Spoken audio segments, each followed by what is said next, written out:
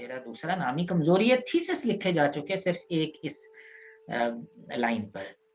औरतें ज़ाहिर है नाराज होती हैं कि ये क्या कि frailty Dai name is woman, यानी कि शेक्सपियर भी एंटी फेमिनिस्टिक था। और फिर हम निकालते हैं इसके ड्रामे, हीरोइंस निकालते हैं जिनको ये दरमियान में ड्रामे से फारिग कर देता है और वीक दिखाता है उन्हें, कहीं कहीं अक्सर ही दिखाता है। ओफिलिया गायब कर दी, बहुत सारी हीरोइन जिसने दरमियान ही से गायब कर दी, कॉर्डेलिया को रुलता हुआ दिखाया। तो ऑब्वियसली कह सकते हैं कि एंटी फेमिनिस्टिक हो सकता है। तो किसी भी पहलू से आप शेक्सपियर को देख सकते हैं। मार्क्सिज्म के हवाले से पक्का मार्क्सिस्ट था। खैर, मार्क्सिस्ट बिफोर कार्ल मार्क्स, ये ऐसे टर्म बनती है, Marxist before Karl Marx. Karl Marx से पहले ही ये एक मार्क्सिस्ट था जो मटेरियलिज्म पर ही सारी जिंदगी गुजारता रहा, और फिर टेक्निकली इतना मजबूत हो गया और हम कहने लगे कि नहीं नहीं, आमद होती थी, फैज था इसे खुदा का, पढ़ा लिखा कुछ नहीं था। लेकिन इसने, जैसे बेन जॉनसन वगैरह भी मोतरफ इस बात के जरूर थे और कहते जरूर थे, या ड्राइडन ड्राइडन के गॉड ने, ये गॉड गिफ्टेड था, बेन जॉनसन सीखा हुआ था, सीखा था, रियाजत की थी, लिखता रहता था, काटता था, बेहतर बनाता था। ये डायरेक्ट आमद होती थी, लिख देता था। ये दोनों में फर्क बड़ा खूबसूरत ड्राइडन ने इन दोनों का कंपैरिजन किया हुआ है, बेन जॉनसन का और शेक्सपियर का। जब बारी आएगी ड्राइडन की, क्रिटिसिज्म उसका, तो फिर हम उस पर तफसीलन इन दोनों पर अगेन बात करेंगे। एक ड्रामा जो इस पर लिखा गया, शेक्सपियर पर एक ड्रामा लिखा गया, उसका जरा नाम यहाँ शो। अच्छा जनाब, preface to Shakespeare Ben Jonson का है, सिलेबस में पढ़ाया जाता है, लेकिन जिस तरीके से पढ़ाया जाता है उस तरीके से देखा नहीं जाता। बेन जॉनसन का ये है, ये जो शेक्सपियर पर बात है, शेक्सपियर की बात नहीं है, उसका कोई ड्रामा श्रामा नहीं है ये। तो ये तो मतलब मामलात। William Shakespeare, one of the greatest Let authors me of all enjoy the time, coffee. was born in Stratford-upon-Avon, England. His actual birth date is uncertain, but most scholars believe he was born on or near April 23rd, 1564. We think he may have been educated in the King's School at Stratford because that would have been typical for a child with a father who was an alderman. What we do know is that he didn't go to university. We have a marriage record for Shakespeare to Anne Hathaway in 1585. We also have baptism records for a daughter and a set of twins. And we also know that his son, Hamnet, one of the twins, died. Shakespeare moved to London in the late 1580s. By the early 1590s, we know he's writing, and we know that he's acting. By 1597, Shakespeare had authored 15 of the 37 plays attributed to him, including Romeo and Juliet, Comedy of Errors, and The Merry Wives of Windsor. People think of William Shakespeare as an artist, a playwright. He was a pretty good businessman. In 1599, he built the largest open-air amphitheater in London, the Globe Theatre. He was an entrepreneur, he knew his market, he knew how to cater to that market, he made shrewd real estate investments. Shakespeare's company, the Lord Chamberlain's Men, changed its name to the King's Men when King James became its patron in 1603. This was a mark of exceptional prestige. The different types of Shakespeare plays, they're separated into histories, comedies, tragedies, and then later on tragicomedies. Shakespeare's phrases, the ways he used words, are so common that people often get mixed up and can't remember if they came from the Bible or from Shakespeare.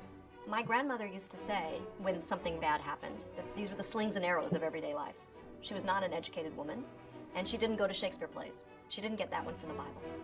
What scholars call Shakespeare's middle period, from 1595 to 1605, included such classic comedies as Midsummer Night's Dream, As You Like It, Twelfth Night, and Much Ado About Nothing. He also produced Hamlet, Othello, and Macbeth during this period. Right at the cusp, where Shakespeare begins to write Lear, it tips into what we could call the later Shakespeare. And this period produces Lear, Antony and Cleopatra, Tempest, Winter's Tale, Pericles, Cymbeline. Shakespeare wrote great stories. For example, one of the stories starts with a king who is tired, he doesn't want to govern anymore, so he says to his three daughters, I'm going to separate the kingdom between the three of you, but it's going to be based on who tells me how much they love me. However much you love me, that's how much of the kingdom you're going to get. Now that's going to make me sit up. I mean, what a way to start a story. And that's King Lear. Shakespeare was not only a playwright, he also was a poet, partly because of economic necessity. During the early 1590s, plague closed the theaters in London, and there was quite a vogue for producing sonnets. Shakespeare wrote 154 sonnets, in addition to several narrative poems.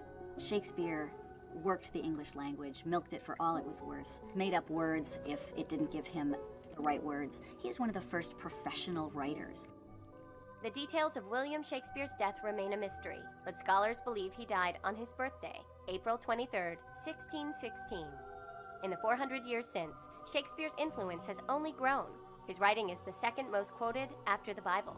He has been credited with introducing almost 3,000 words to the English language, and a Google search on What was Shakespeare's real name? Shakespeare का real name यही भी हो सकता है जो अभी हमने बात की, आपको मालूम है।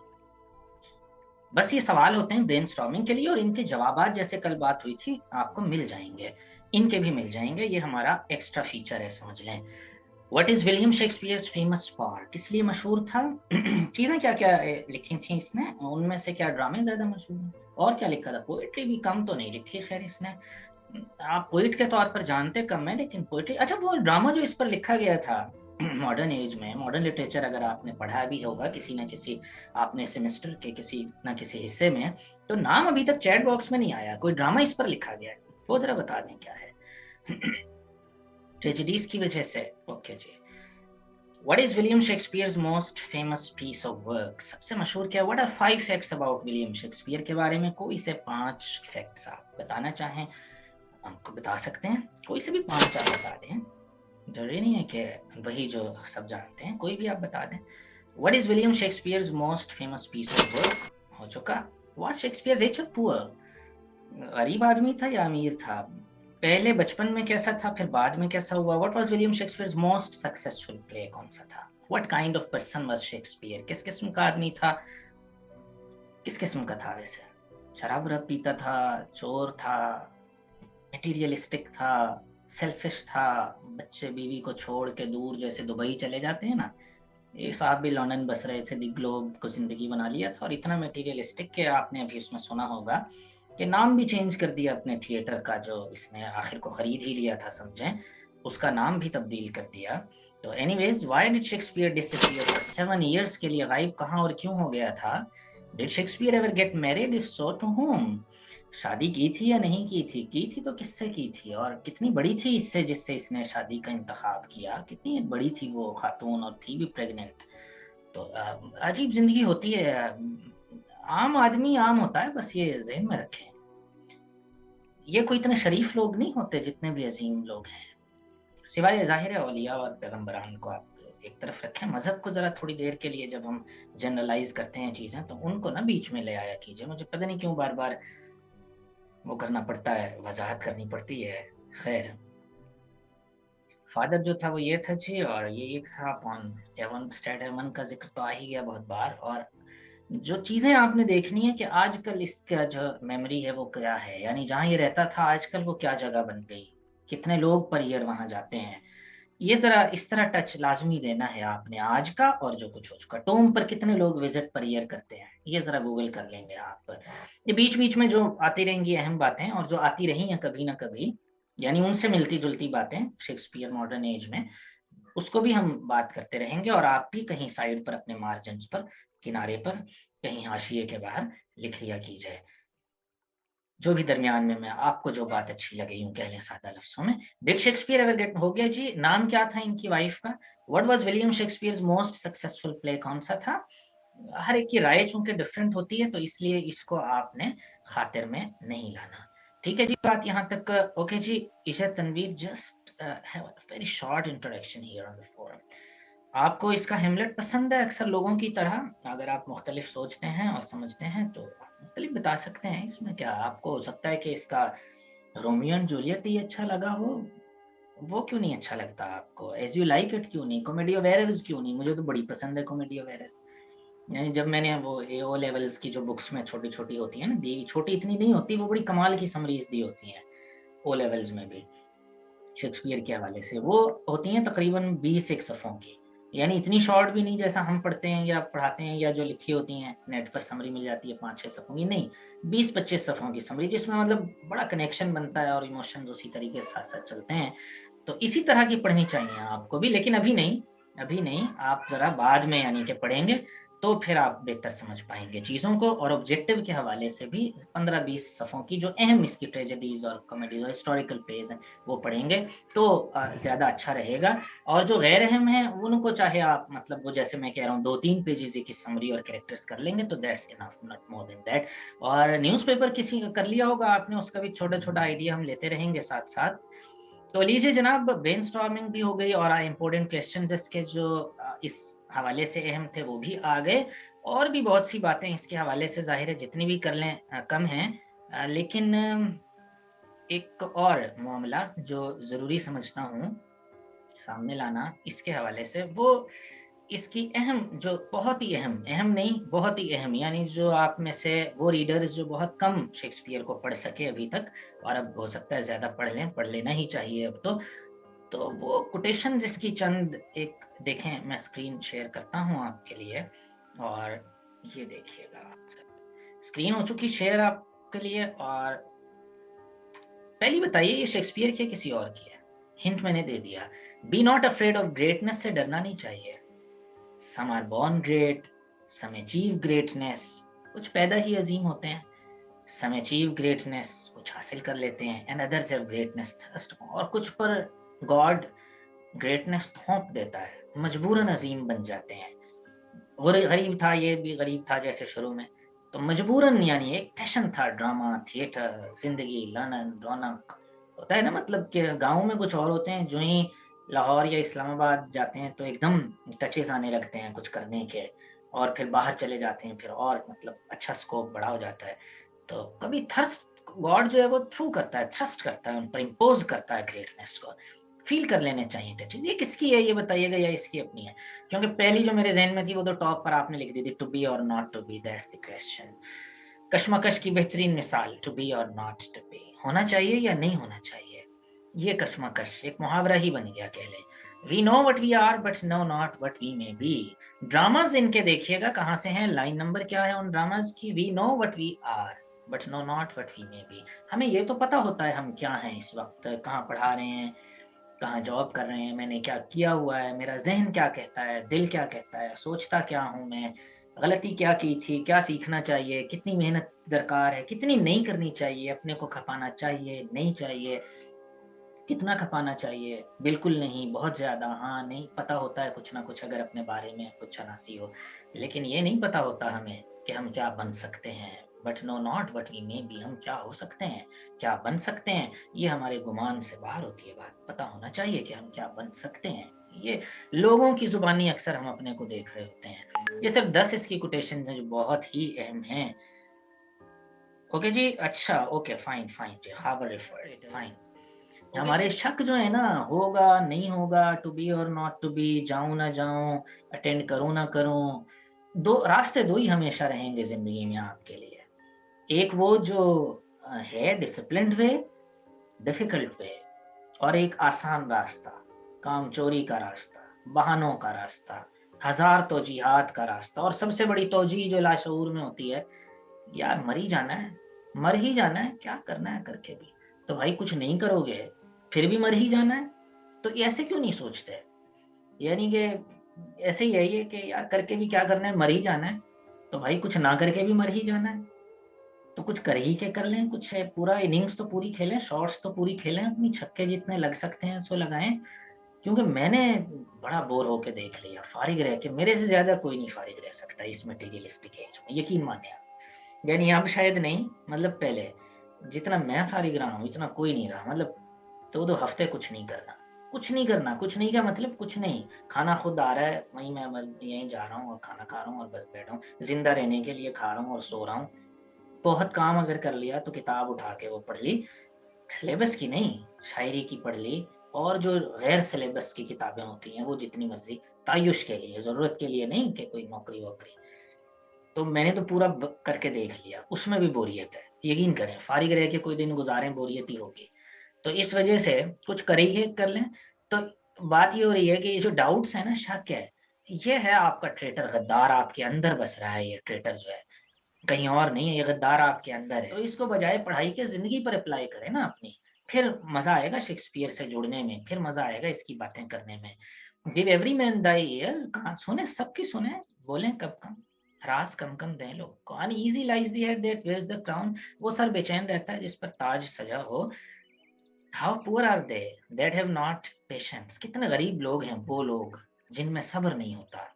What wound did ever heal but by degrees, उनका जख्म पहले तो भरता नहीं है, जो बेसब्रे हैं, जेलस हैं, जल्दबाज हैं, अंदर से कमजोर हैं, जख्म भरते नहीं। भरते भी हैं तो बाय डिग्रीज, उसने मुझे ये कह दिया था, वो 2 साल पे अब कुड़ रहे हैं। यानी इतनी प्यारी जगह दिल और दिमाग में, जो आपकी सबसे कीमती जगह है, उसको आपने रद्दी की टोकरी, डस्टबिन बना रखा है दिमाग को अपने।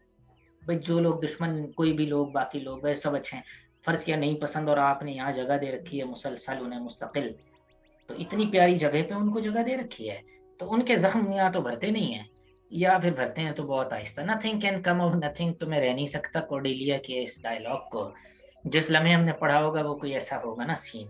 तो nothing can come of nothing, कुछ नहीं मेरे बारे में, किंग लियर कह रहा है बेटी को, नहीं कुछ कह रही ना मेरे बारे में, तो मिलेगा भी कुछ नहीं जायदाद में तुम्हें, कुछ कहो मेरी खुशामद करो, फिर मैं दूंगा माँ बाप की कैफियत बुढ़ापे में। बिलीव मी, शेक्सपियर से सीखें आप, यही होती है बुढ़ापे में, उनके पास बैठ के तारीफें कर लें तो कुछ ना कुछ मिल जाएगा आपको, वरना यकीन करें अगर आप नहीं जाएंगे, खुशामद नहीं करेंगे बुढ़ापे में, मिलने मिलने वाला कुछ नहीं है। बातें तो सख्त हैं लेकिन हैं ये जिंदगी से रेलेवेंट, आप यकीन करें ऐसे ही है। खैर पता होता है अक्सर को, मैं तो ऐसे ही पता नहीं क्यों समझा रहा हूँ ये छोटी छोटी बातें, कि वालिदैन चाहते हैं खुशामद करना। किंग लियर चाहता था मेरी बेटियां खुशामद करें, की ना, उसकी दोनों बेटियों ने, गोंडल ने भी की तो रीगन ने भी की, तो फिर ले लिया सब कुछ, इसने नहीं की खुशामद। तो बस मैं जितना करती हूँ प्यार बोलने की क्या जरूरत है जरूरत। How far that little candle throws, कितनी दूर जा सकती है बीम एक कैंडल की, so shines a good deed in a naughty world, इस फजूल दुनिया में, इस शरारती शर से भरी दुनिया में नेक बात कितनी एक दूर तक जाएगी। एक मोमबत्ती की शुआई कितनी, रोशनी ही कितनी होती है, लेकिन ऐसा नहीं है। खैर शिकवे जुल्मत शब से तो कहीं बेहतर था अपने हिस्से की कोई शम्मा जलाते जाते। What's done cannot be undone, browning से भी जोड़ी जाती है ये बात, और ऊपर भी 2-3 बातें ऐसी हैं जो बेकन से जुड़ती हैं और मोहरों से। तो ये बताइए What's done can't be undone, browning ने भी तकरीबन इससे मिलती जुलती लाइन कर दी थी। What's done cannot be undone, जो हो गया सो। हमने देखा इसकी उतनी कंफर्म नहीं है, तो यानी बर्थडे इसकी, लेकिन बहरहाल 23 अप्रैल ही आप मान लें, 1616 सेम डे, डेथ डेट भी इसकी वही। कुछ अजीम लोगों की ऐसी रही कि जिस दिन पैदा हुए उसी दिन खुदा हाफिज कहा, लाइफ सर्कल पूरा हुआ और चले गए। इतनी भरपूर जी, जितनी जी, बड़ा आइडियल लगता है, यकीन माने सूफीज्म में, कि आप जिस दिन पैदा हों उसी दिन आप रुखसत हो जाएं, यानी पूरा एक सर्कल करें, काटें, जैसे एक सर्कल है जहां से शुरू किया वहीं आके पुरसकून अंदाज में जिस तरीके से आए थे आप रवाना हो। यानी पूरी गेम खेली, दिन रात पूरे खेले आपने, सुस्ती काहली और कुछ नहीं किया, ये स्पेसेस नहीं आई कहीं आप में। Dramatist and poet is regarded as the greatest writer to use the English language की जितनी vocabulary, अब छोटी छोटी बातें भी बीच में करते रहते हैं ना, एक तो मेन है और उसके अंदर की कुछ बातें, जितनी vocabulary इसने यूज की, ये लिख लें कितनी vocabulary, कितने वर्ड्स हमें नए मिलते हैं शेक्सपियर में, लिख लें ये रिसर्च। आज मैं इतना भी टाइम नहीं मिला कि मैं आपको ये कह सकूं, और आज करना ही चाहिए थी एक्टिविटी, कल कुछ ज्यादा आप कर लेंगे, और उसमें ये जरूर लिखिएगा कि 10 कोई ऑब्जेक्टिव टाइप शेक्सपियर के बारे में 10 ऑब्जेक्टिव आप मुझे बना के भेजेंगे। जरूरी नहीं है वोकैबुलरी इसके पास थी इतनी, किसी हालांकि अभी डेवलप नहीं थी लैंग्वेज, अब तो फिर 12 लाख मतलब आपकी डिक्शनरी 12 लाख लफ्जों की है ना, तो उस वक्त तो इतनी डेवलप्ड भी नहीं थी लैंग्वेज, जो हैरानी की बात है। ये अलग बात कि चलो रोम से आ गए कुछ लफ्ज लैटिन के, और कुछ जो है वो ग्रीस से आ गए, ग्रीक के, लेकिन फिर भी इतना वाइड स्कोप जो है वो नहीं मिलता किसी और राइटर में। क्या बड़े बड़े अजीम नाम वर्ड्सवर्थ तक के पैदा किए, एलियट जैसे, टेनिसन जैसे, ब्राउनिंग जैसे, जरा जरा सी वोकैबुलरी है, यानी कि अगर उनको बार रेपिटेशन है वोकैबुलरी की। ये अजीब ही राइटर थे जिसके यहाँ रेपिटेशन नहीं है। रेपिटेशन होती है ना वोकैबुलरी की, भाई उर्दू में देखें, इंग्लिश फैज के यहाँ वही मतलब बार बार लफ्ज आएंगे, मोहसिन नकवी के बार बार वही मक्तल आएगा, सहरा आएगा, पत्ते आएंगे, बरगे सहरा आएगा, वगैरह वगैरह। इनके यहाँ ऐसा कुछ नहीं है, यानी ये नए लफ्ज लाया इंग्लिश में वोकैबुलरी, तो इंग्लिश लैंग्वेज का सबसे बड़ा मास्टर है ये।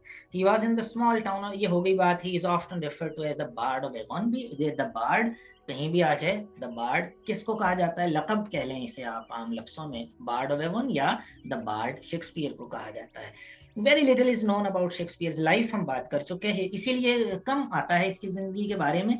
बकरी चुराने वाला वाकया, शादी वाला वाकया कैसे की कम जिक्र लोग करते हैं। बिंगो, ये तो मैंने आपने जवाब देना था, बिंगो इस पर एक ड्रामा है बड़ा ही प्यारा, वो देखिएगा। He received the basic education commonly given to upper middle class children, but he never studied at a university. अब हम बात कर रहे थे, फिर बातों में बात आ गई, यूनिवर्सिटी नहीं गया, तो ड्राइडन भी, बेन जॉनसन भी मुत्तफिक हैं इस बात पर, वो कब का ये कब का, हालांकि बल्कि यूं कहें वो कब का ड्राइडन अब का, कि ये इसने फितरत को, वर्ड्सवर्थ ने पढ़ा देखा, फिलॉसफी पढ़ी, एलियट ने फिलॉसफी पढ़ी, तमाम ने पढ़े, यूनिवर्सिटीज में यूनिवर्सिटी लेट्स पढ़े, फिर दुनिया को देखा, तो किताबों की ऐनक लग गई, बुकिश हो गए थोड़े से। कहा ये ज्यादा इसने नेचर को नेकेड आई से देखा, नंगी आंख से देखा, इसने कोई किताबें नहीं पढ़ी थी। एक चीज मैं देख रहा हूँ जो, वो बस अपने ही तजर्बात है मेरे उसको देखने के, मेरा डायरेक्ट एक्सपीरियंस है उस चीज से, मेरा डायरेक्ट रेलेवेंस है यूनिवर्स से। मैं फूल देख रहा हूँ तो कोई शेर मुझे याद नहीं आ रहा किसी का, बल्कि मैं उस फूल की असल को तक पहुंच रहा हूँ, क्योंकि फूल से, नेचर से मेरा डायरेक्ट रिलेशनशिप आ गया, बीच में कोई शेर किताब कुछ नहीं आया। तो आप समझ रहे हैं ना इस फर्क को। तो ये है असल बात कि आप, इसने नेचर को नंगी आंख से देखा, किताब की आंख लगा के नहीं देखा, पढ़ा लिखा, इसलिए इसे साफ नजर आई, और इसलिए इतना प्योर सेंटिमेंट्स हैं इसके, इसलिए इसे बेन जॉनसन पर फौकियत देता है Dryden. Shakespeare road his early place during the rain of Elizabeth I। मालूम है आपको एलिजाबेथ I का दौर था जब इसने ड्रामे जो लिख रहा है अपने, बड़ी ट्रेजेडीज जिनको हम कहते हैं, वो लिख रहा है जी इस दौर में, ठीक है ना, इस दौर में लिख रहा है ये। किंग जेम्स I जो सक्सेसर है, कल बात हो गई थी, दोबारा नहीं करते उसको। ओके जी, आगे चलते हैं अपनी अगली बात की जानिब। ये आखिया जी इसके बारे में कुछ, the most expensive places with the benches in the enclosed gallery. Shakespeare के एज के थिएटर की अगर बात करें तो ये आपको नजर आ भी रहा है यहाँ, और सबसे एक्सपेंसिव गैलरी की होती थी, अब भी गैलरी की होती हैं, इसमें क्या अजीब बात है, लेकिन अजीब है, एक अजीब बात है। लिटरेचर की क्लास में मैं मतलब पूछता हूँ, क्योंकि अमल से है ना सब कुछ लिटरेचर, तो कि कितने लोग सिनेमा गए हैं, थिएटर पर गए हैं, तो यकीन मानिए लड़कियों में से तो खैर कोई भी नहीं कहता कि हम गए हैं, पता शर्माती हैं, गई भी हूँ क्या बताए। तो लेकिन लड़कों में से भी कुछ नहीं गए होते, थिएटर ही नहीं देगा, सिनेमा ही नहीं देगा, पढ़ रहे लिटरेचर है, पढ़ रहे इमर्जिंग फॉर्म्स ऑफ लिटरेचर, पूरा एक सब्जेक्ट है, इमर्जिंग फॉर्म्स ऑफ लिटरेचर पढ़ रहे हैं, उन्होंने सिनेमा ही नहीं दे, बाहर से ही नहीं देगा, अंदर जाके भी नहीं देगा, उसकी टेक्निक्स क्या पता होंगी, जबकि मोस्ट प्रोबेबली जो आधा पेपर तो आपका मॉडर्न लिटरेचर से बना देता है वो उठा के। खैर, अच्छा जनाब, क्या बात हुई कि थिएटर में अब भी गैलरी ही महंगी होती है, जाए आप गैलरी ही में जो इनक्लोज्ड है, क्योंकि आराम से सोफे लगे हैं, पीछे टेक लगाए, बैठे देखें ड्रामा, सबसे ऊपर बैठे हैं, साफ नजर आ रहा है ड्रामा, बेहतरीन सीन है, तो वो तो वहीं होती है, अब भी वही है। तो गैलरी जो है वो महंगी है जी, ये गैलरी का पोर्शन है जहां से साफ ये नीचे जो है यहाँ नजर आ रहा है स्टेज। उसके बाद cheaper places could be had in the bet. जो चीपर ये जगह हैं, ये मैं आपको बता देता हूँ, अगर वाजे नहीं हो रही चीजें, मैं अभी आपको हाईलाइट कर देता हूँ अपनी बाहर से, कोई टूल पकड़ लेते हैं और दिखाते रहते हैं आपको जी। तो ये देखिए जी, ये पिट है, ये होपफुली ये आप पिट पर पहुंच गए, ये गैलरी है, ये सारी गैलरी चल रही है, ये सारी गैलरी है, यहाँ बैठ रहे हैं, सोफे लगे होते हैं, बेहतर होता है, और सबसे एक्सपेंसिव ये जगह पिट है। उसके बाद और the open space just in front of the stage है, जो कि ये पिट है, ये सहन है ना सारा, चूंकि ये सहन है तो यहाँ पे गरीब गुरबा बैठते हैं इस सहन में, यहाँ पर बैठ जाते हैं आके वो, ठीक है, ये खुला सा सहन नजर आ रहा है पेट की शक्ल में, यहाँ वो बैठ जाते हैं आके। उसके बाद जनाब गैलरी में पर क्लास बैठी, एक्सपेंसिव भी हैं, ठीक है, अक्सर तो वही कोर्टियर्स वगैरह बैठते थे, बादशाह ने देखना है किसी ने, तो ओपन स्पेस थी। Poor spectacles who stood in the space were called, उनको ग्राउंडलिंग्स कहते थे, ये अहम बात है, ये आपने नहीं भूलना जी। ग्राउंडलिंग, अक्सर शेक्सपियर के प्लेज में ग्राउंडलिंग आपको मिलेगा, ये ग्राउंडलिंग लिखा मिलेगा आपको शेक्सपियरियन प्लेज में। तो ये क्या है जी, वो जो खड़े होके मतलब देख रहे हैं जिन जगहों पर, वो भी, और जो लोग वहां खड़े होके पुअर स्पेक्टेटर्स हैं, यानी पुअर भी नहीं, पुअर तो पिट में हैं, पुअरर स्पेक्टेटर्स हैं, hosted in this space were called groundlings, पर खड़े होके देखते थे वो। और जगह मिल गई ठीक है खड़े होने की, नहीं मिली तो बस ठीक है फिर देखें, और वो भी इनके लिए बनाई जाती थी जगह, बनाई क्या जाती थी, वो तो है ही बाहर, ठीक है ना। अच्छा जनाब आगे, sophisticated dialogue better educate spectators in the gallery में as well as body humor to entertain the groundlings। groundlings को भी खुश किया जाता था, गैलरी में भी जो लोग थे उनको भी डायलॉग्स यानी ऐसे इंक्लूड किए जाते थे। ये कारीगरी, क्राफ्ट में हमने बात की थी ना, ड्रामाटिस्ट नहीं कहते थे अपने को, ये कारीगर कहते थे, हुनरकार कहते थे कि हम क्राफ्ट करते हैं, यानी ऑडियंस पहली तरजीह थी।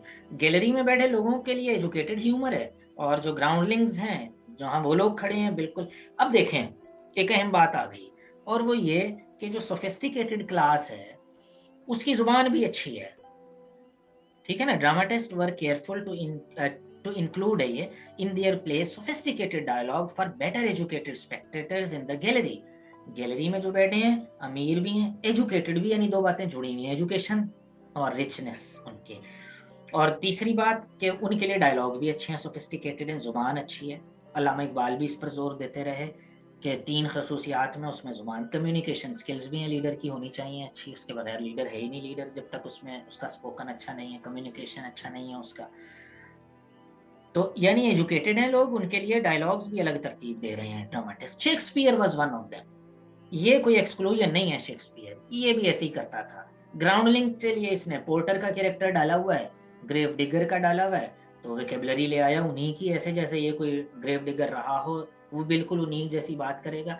जब करेगा जर्नैल से की बात तो ऐसा लगता है मिलिट्री में रहा है, इसको सारी वेकेबलरी आती है जैसे मिलिट्री की भी। यही तो इसकी ग्रेटनेस है, यही तो कीट्स नेगेटिव कैपेबिलिटी कहता था शेक्सपियर की।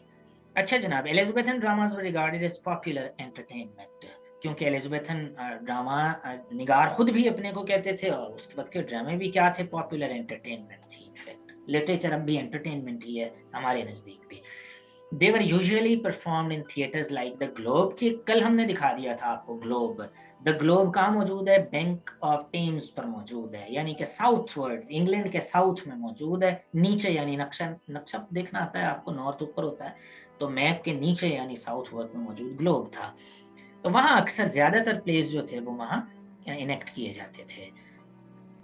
होपफुली जी ये स्लाइड है क्लियर, ये बाकी आपको स्लाइड्स मिल जाएंगी। गैलरी आपने देख ली है, ऊपर बनी हुई है, ये गैलरी यहाँ से शुरू हुई है, और जो टॉप पर बादशाह सलामत बैठेंगे यहाँ आके ऊपर ऊपर, ठीक है जी। ये सारा नक्शा एक थिएटर का शेक्सपियरियन एज के आप मुलाहिजा फरमा लेंगे।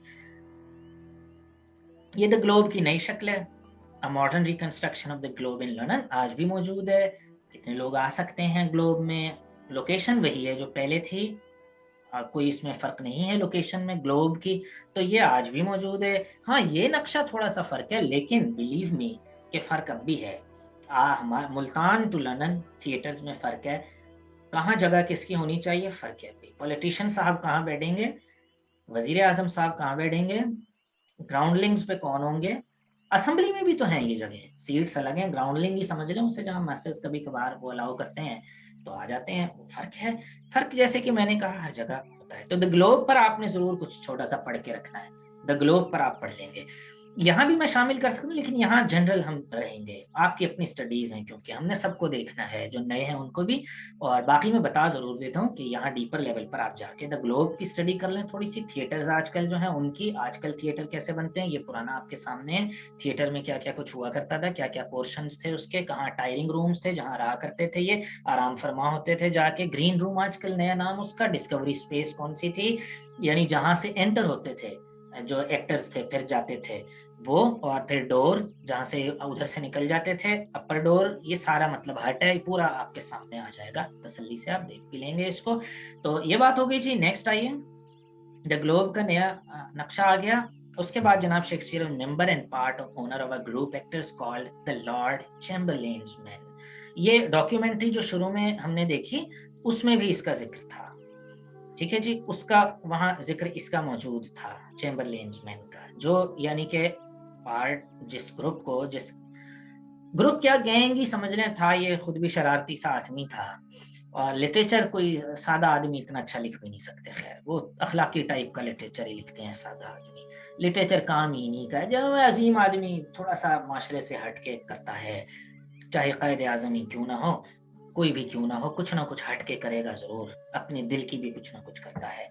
Following the ascension of James I, जो ही ascension हुई उनकी, ताजपोशी हुई, the company changed its name to Kingsman। Company ने नाम रख लिया जी किंग्समैन। मैंने कहा है ना, आर्टिस्ट में मतलब अब से 2-3 नहीं 5 साल पहले तक, अब से 5 साल पहले तक मैं समझता रहा शायर ऐसे होते हैं, ऐसे आर्टिस्ट, और रह के उनके दरमियान फिर भी यही समझता रहा इमोशन कुछ ऐसा नहीं है। आप यकीन माने, उसको भी भूख लगती है, उसके भी बीवी बच्चे होते हैं, उसका भी सोशल स्ट्रक्चर होता है, उसे भी पैसे चाहिए होते हैं, ये सारी एट दी एंड आके और मटीरियलिस्टिक हो जाते हैं, चाहे हफीज जालंधरी क्यों ना हो। हबीब जालिब जैसे चंदा रह जाते हैं बस। हफीज जालंधरी मिलता है तो कहता है तुम भी वही अयूब के साथ चल पड़े ना, यानी कि तुम भी आमिरियत के साथ चल पड़े ना, ऐसे ऐसे मतलब कहने लगा हफीज जालंधरी को। वो अगर ऐसा ना करता तो उसका तराना कोई अप्रूव होता नेशनल एंथम के तौर पर। खैर, अलग बात निकल गई, लेकिन मैं आपको बताना ही चाह रहा हूँ ये सब कहीं ना कहीं मफाद परस्त और कहीं ना कहीं मसलहत मफाहमत आती जरूर है। टैलेंट गॉड गिफ्टेड होता है, वो भी हुनर है एक। तो किंग्समैन नाम रख दिया जी, अजीब बात है, यानी नाम चेंज किया लॉर्ड चैम्बरलेन्स मैन के बजाय किंग्समैन ने अभी है, क्योंकि किंग साहब आ गए हैं। Shakespeare wrote plays for the company often acted in them. ये भी अपनी इस कंपनी के लिए लिखता था, प्रोमोटर्स थे, और फिर ये लिखता ही ऐसा जबरदस्त था, एक्ट भी ऐसा जबरदस्त करता था। बेसिकली था ही एक्टर, जब लंदन गया तो पहले तो एक्टिंग से ही शुरू किया ना, लेकिन नेचर अब जोर मार के आ जाती है बाहर किसी शख्स की भी, तो लिखने की सलाहियत आई बाहर और फिर अमीर आदमी बन गया। Women were not permitted to, ये पहले भी हम बात कर चुके, औरतें को अब तक भी एलिजाबेथन एज तक नहीं मिली इजाजत। हमने तो बात शुरू बहुत पहले से की थी ना, एंग्लो सैक्सन वगैरह से, और उसके बाद के भी जो इनेक्ट होते रहे, चौसर के ज़माने में भी जो मिस्ट्री मोरालिटी प्ले, उसके बाद थोड़ा सा आके, और उस वक्त भी खैर 1166 के भी 1066 के भी कुछ वो मिलते हैं हमें touches. Women were not permitted, main perform the parts of female characters को मेन ही प्ले किया करते थे, मर्द ही और औरतों का लिबादा ओढ़ के और चला करते थे आगे। अच्छा जनाब, नेक्स्ट आइए। तो शेक्सपियर रोट 38 प्लेज, आप में से अक्सर लोगों को पता भी है, आता भी है इम्तिहान में, 37 की ऑप्शन भी आती है, लेकिन बहरहाल पसंद नहीं है अक्सर लोगों को कि वो क्यों ये ऑप्शन ही क्यों देता है, जबकि इस पर लड़ाई है कि 37 या 38, हालांकि 38 भी मौजूद है।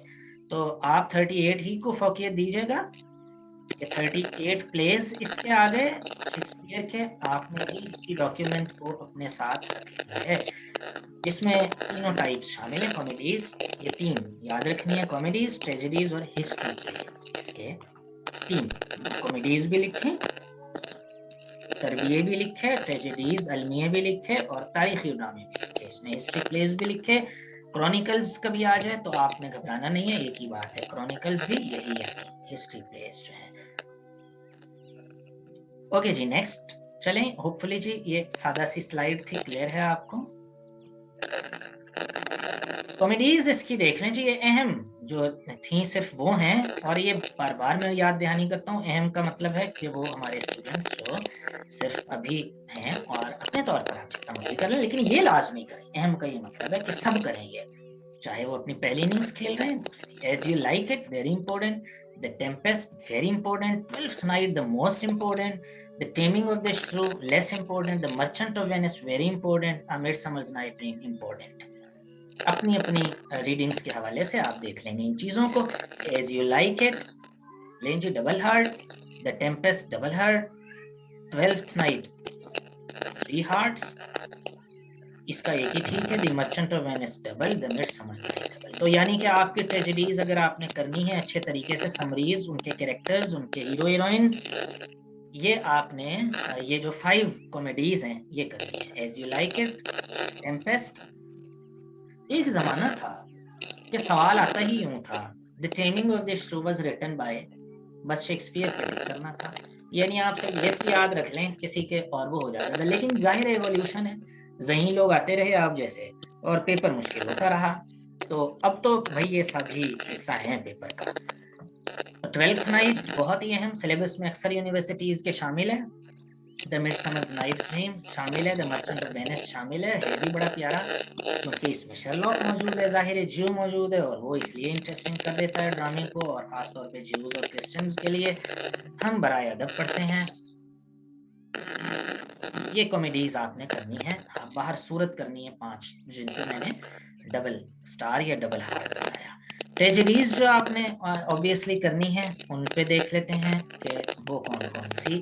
Romeo and Juliet, Julius Caesar, tragedies, Macbeth, Hamlet, King Lear, Othello, Antony and Cleopatra.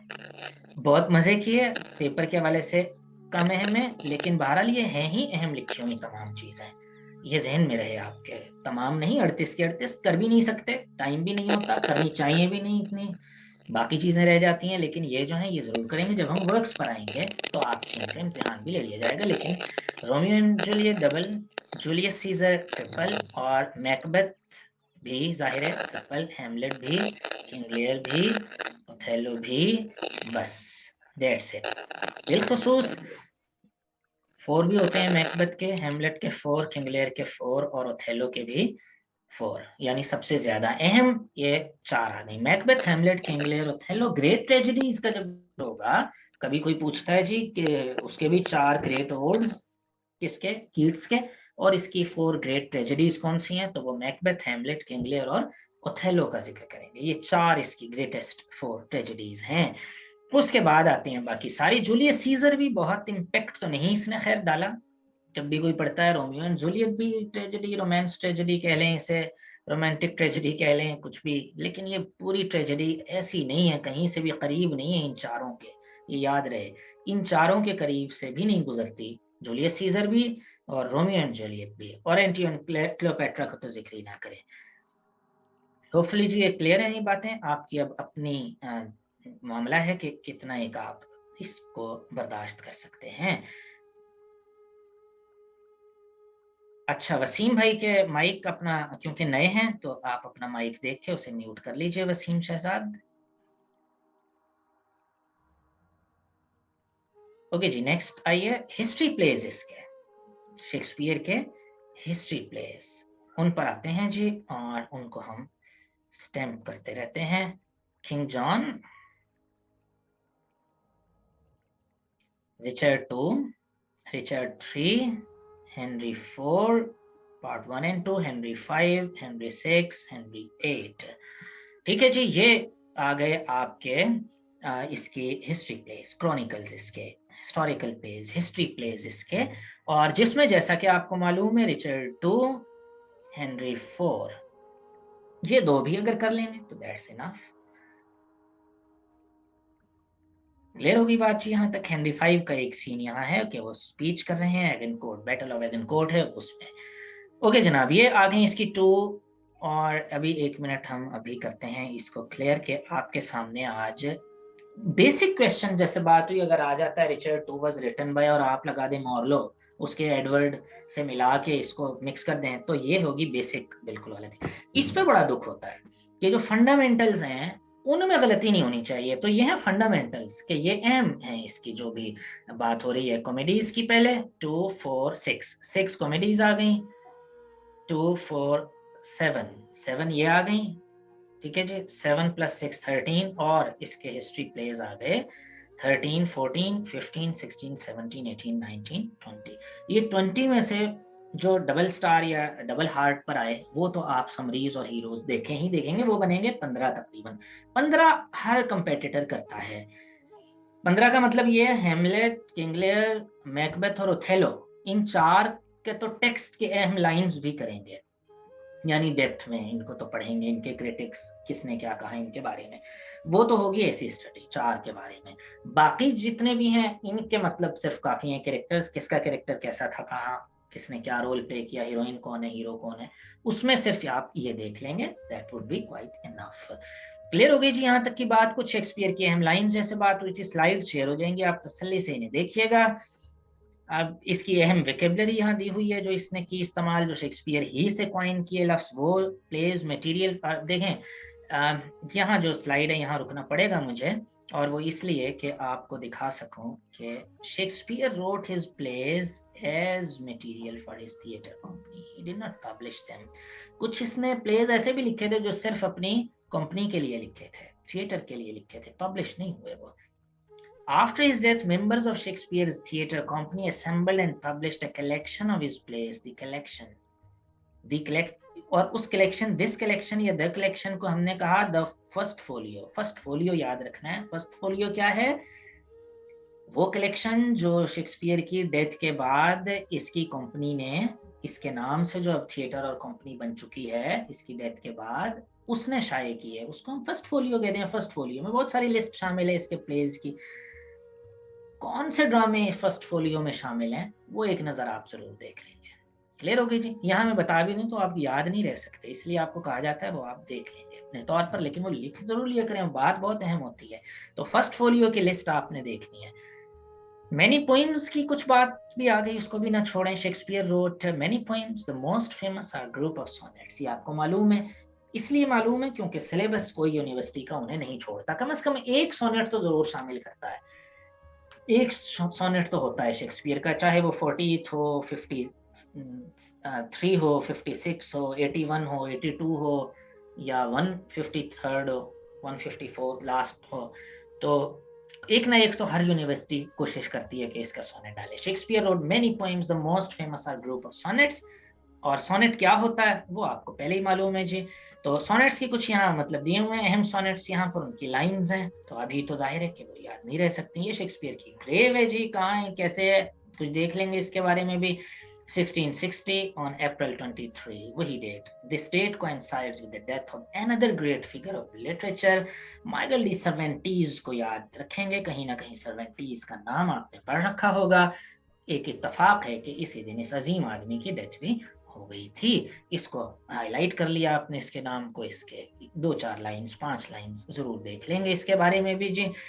तो अपनी तरफ से कितना कॉम्प्रिहेंसिव इसके बारे में जितना भी हो लिया जाए, रहती हैं बातें, लाइफ बहुत अहम है नहीं, तो आपके सामने वर्क्स इसके अहम आ गए बिलखसूस, उन्हें आप देख लेंगे।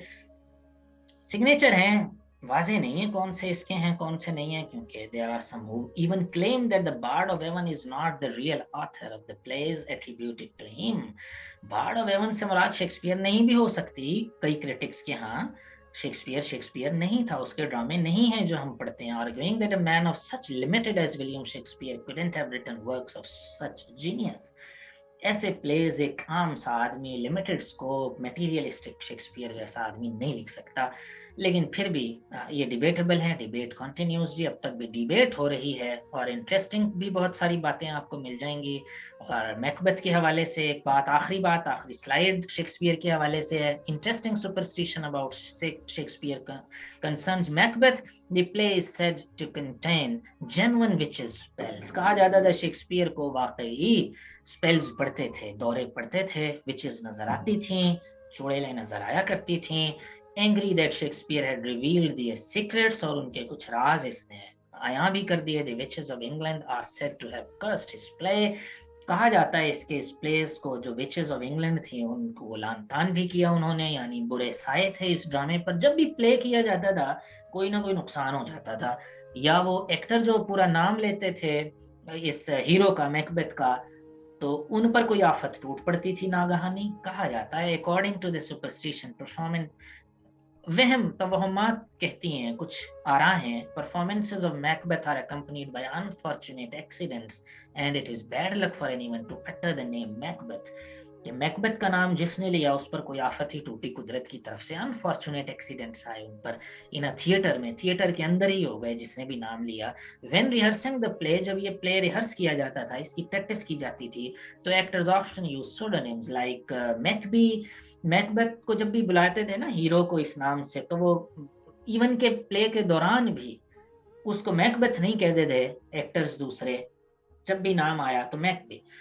To refer to Macbeth and Lady Macbeth, and they refer to the work itself as the Scottish play। अहम बात है, मैकबेथ को जो अपने ज़माने में नाम मतलब रखा गया, मैकबेथ नहीं बल्कि द स्कॉटिश प्ले रखा गया।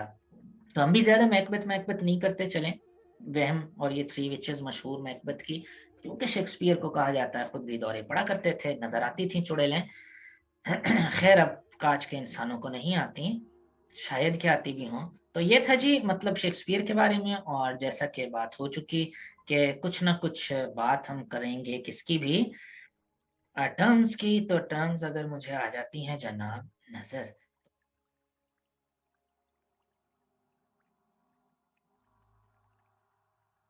ये हैं हेटर्स, शेक्सपियर से नफरत करने वाले कुछ लोग हैं। चाय दूसरी आ गई है जी, पहले कॉफी और अब चाय। तो लीजिए जनाब, चाय एंजॉय कीजिए। कॉफी के Leo Tolstoy, one of Shakespeare's most notorious critics, का सबसे बदनाम, आप अजीब सुनेंगे ना, लियो टॉल्स्टॉय का क्या करना धरना शेक्सपियर से, क्यों ना करना धरना। लियो टॉल्स्टॉय खुद भी कम थोड़ी था, 100 सफे दे दिए क्रिटिक में। अपनी सबसे मशहूर किताब वॉर एंड पीस है, थोड़ी थिक है, मोटी किताब है, क्या ही किताब है, क्या अजीम लोग गुजरे हैं। ये मुलाकात हो ही नहीं पाती इस मटेरियलिस्टिक एज में इनसे, पढ़ें तो मुलाकात होना। जॉर्ज बर्नार्ड शॉ, शेक्सपियर की मुखालिफत, वॉल्टायर, टॉलकिन, रॉबर्ट ग्रीन। उसके बाद आखिरी बात, list of Shakespeare authors, authorship candidates कौन कौन है जो इसकी ऑथरशिप मंसूब किया जाता है कि शेक्सपियर के ड्रामे इन्होंने लिखे थे।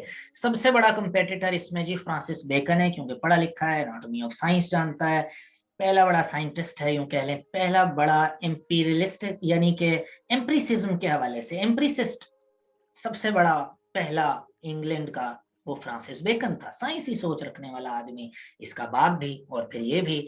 तो ये लोग भी थे कि बहुत से क्रिटिक के पास जबरदस्त आ रहा है कि सारे ड्रामे जिनको हम शेक्सपियर से मंसूब करते हैं वो बेकन के लिखे हुए हैं।